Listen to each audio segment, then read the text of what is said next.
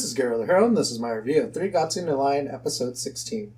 Rei has his time off, and he basically has to spend time so he can catch up with his schoolwork. His teacher gets him some help by basically introducing him to the Burner Club, which sounds like a pyromaniac club, but they specialize in chemistry experiments. And I thought it was funny that the head guy kind of looked like a stereotypical scientist, although he's a second-year student. Even the teacher makes a comment that he tells him, you're a nice guy, even though you sound like an old guy, even though he also looks like one too. Rei gets some help from them, and he seems to have fun and possibly make new friends, if he ever decided to join that club. His teacher gives him some advice, and he tells him that is how life is. You can't do things by yourself. You have to ask for people for help, and they can rely on you for help later. Rei actually takes this to heart, and you can tell he cheers up, and he realizes that the sisters have helped him without expecting any kind of help at all, and he feels like he's done nothing for them. And we know that Rei has helped them in the past, like when he helped with Hinata's crush, when that guy asked him for help. He helped with the groceries when he helped pick him up. He helped pick up Momo and took care of her when she got hurt.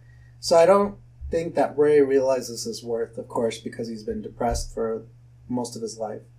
When Rei goes to see the match between Goto and Shimada, we see that Goto, when he's interviewing with the reporters, he still kind of acts like he won.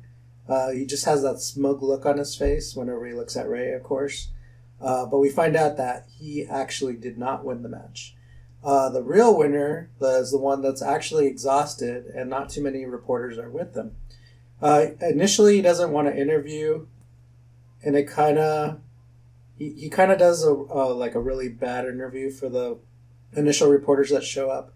But then another reporter shows up that's from a really far location from where they're at, and he reminds him that there's a lot of older players that are fans of him, and also younger players from his workshop that are cheering him on.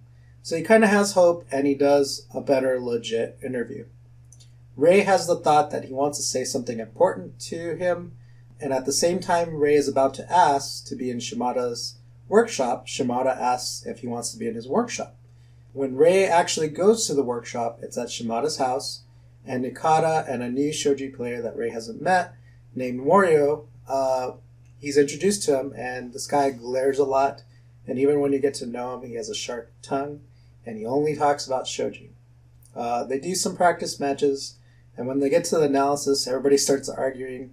Rei and Nikata eventually are still debating even after the workshop's done, and they start spending time with each other like friends.